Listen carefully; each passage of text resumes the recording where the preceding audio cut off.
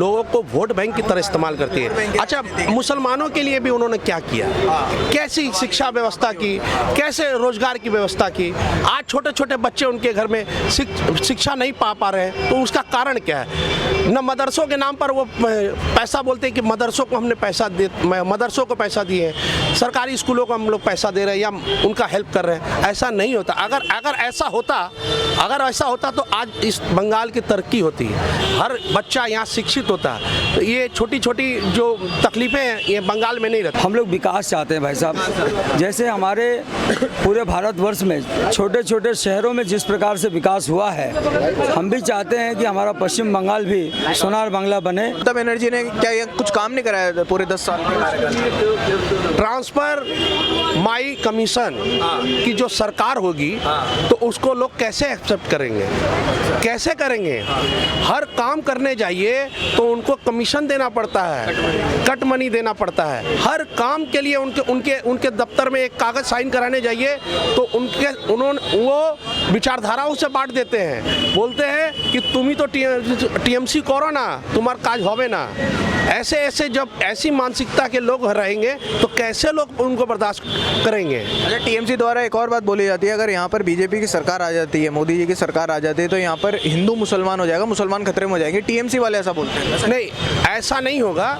उनको ऐसा लगता है क्योंकि उनके अंदर में एक शैतान घुसा हुआ है। क्योंकि जय श्री राम का जब नारा उनके कान ध्वनि तक जाता है तो उनको लगता है कि मेरे शैतान सब भाग जाएंगे।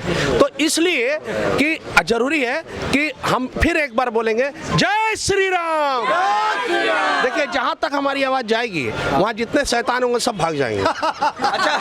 अच्छा, भेदभाव भी देखा गया है यहाँ पर। लोग कह रहे हैं कि भेदभाव होता है हिंदू और मुसलमानों, मतलब दीदी को मुसलमान थोड़े ज्यादा प्यारे हैं, हिंदुओं से थोड़ा कम प्यारा है, ऐसा कुछ है क्या यहाँ पर? वो सिर्फ लोगों को वोट बैंक की तरह इस्तेमाल करती है। अच्छा, मुसलमानों के लिए भी उन्होंने क्या किया, कैसी शिक्षा व्यवस्था की, कैसे रोजगार की व्यवस्था की।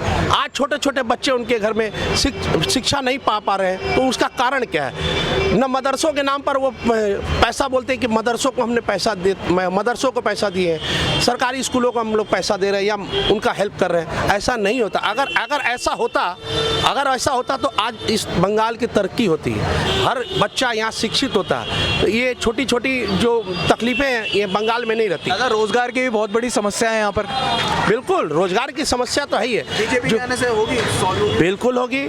आप तो देखें कि टीएमसी को लोगों ने किस लिए पसंद किया था कि यहाँ पर जो मार्क्सवादी की जो वामपंथियों की जो सरकार थी वो 34 साल राज की। यहाँ पर सिर्फ चोलवे ना का नारा लगा करके सारे कल कारखानों को बंद कर दिया गया। और उसमें 4 चांद लगाने के लिए दीदी की सरकार आई 10 साल। वो भी जो नैनो के लिए यहाँ पर जो कारखाना जो बनने वाला था सिंगूर का, वो भी वहाँ से चला गया। उसको देख करके आपको ऐसा लगता है कि कोई और भी इंडस्ट्री यहाँ बंगाल में आएगा?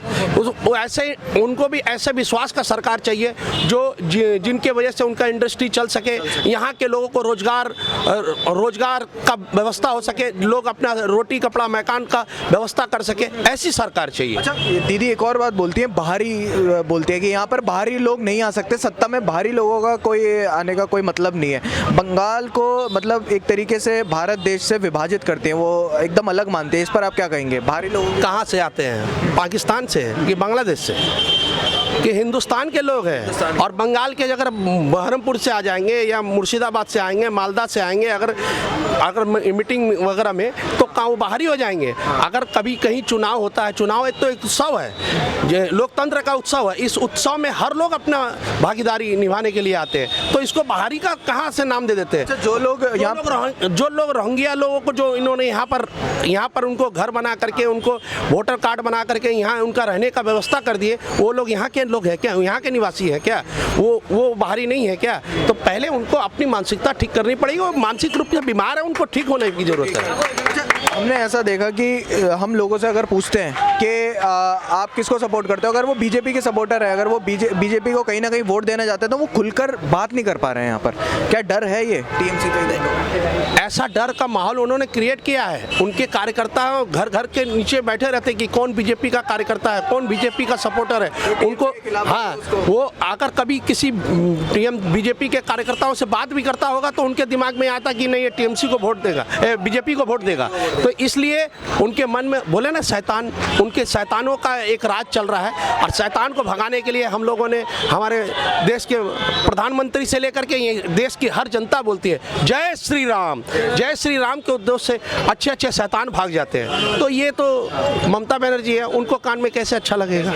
टीएमसी की ट्रांसफर माई कमीशन क्यों दे दी गई है नरेंद्र मोदी द्वारा? ये ट्रांसफ़र माई कमीशन, ट्रांसफ़र माई कमीशन मतलब क्या है कि अब जनता चाह रही है कि ये ट्रांसफ़र हो जाए, परिवर्तन हो जाए और सही परिवर्तन हो।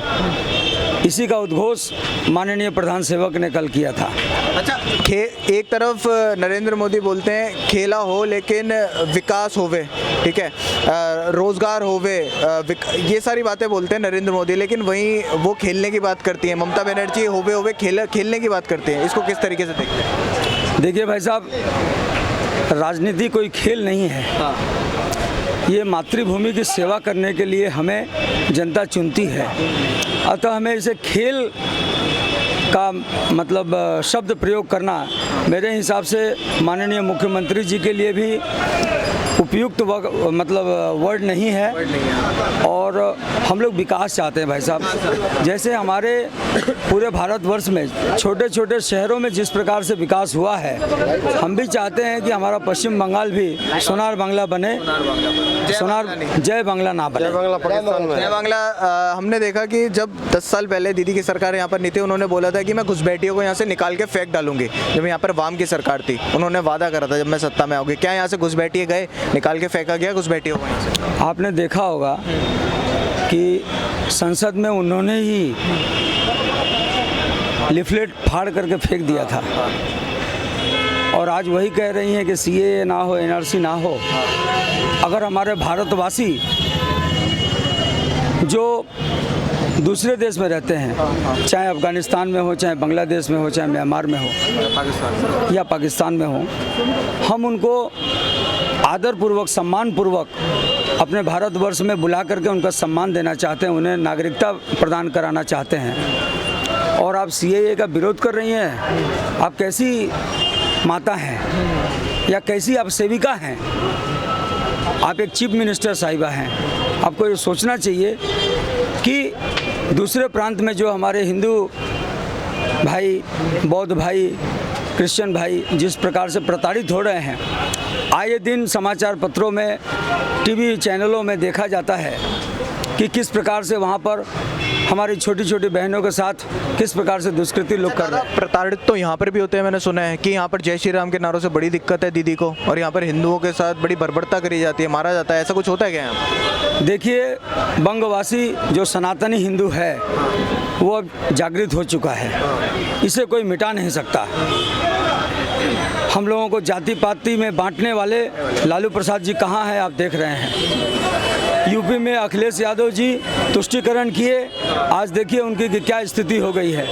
इसीलिए हम लोग यहाँ पर किसी प्रकार का जाति भेदभाव नहीं चाहते हैं। सनातनी का कल्याण हो, इसी में हमारा सोनार बांग्ला गढ़ने का संकल्प माननीय मोदी जी ने लिया है, और उसको पूरी पश्चिम बंगाल की जनता आगामी आए 27 से लेकर के और आगामी 29 अप्रैल तक जो 1 महीना का जो प्रोग्राम है, जिसमें कि जनता जा कर के वोट बैंक में अपनी वोट देगी और एक सच्चा सरकार और एक सही परिवर्तन लाने की कोशिश करेगी, यही हम लोगों का उद्घोष है। 19 में आप, 2021 में साफ, ऐसा बोल रहे हैं नरेंद्र मोदी। ये तो जनता बोल रही है। आप देखिए ना, 18 सीट कहाँ से आया? ग्राम बांग्ला ने ही तो दिया। सोनार बांग्ला का उद्घोष तो 2019 में हाफ हो ही गया है, तो 2021 में साफ क्यों नहीं होगा? 100% होगा और 200 के पार होगा। जय श्री राम। धन्यवाद।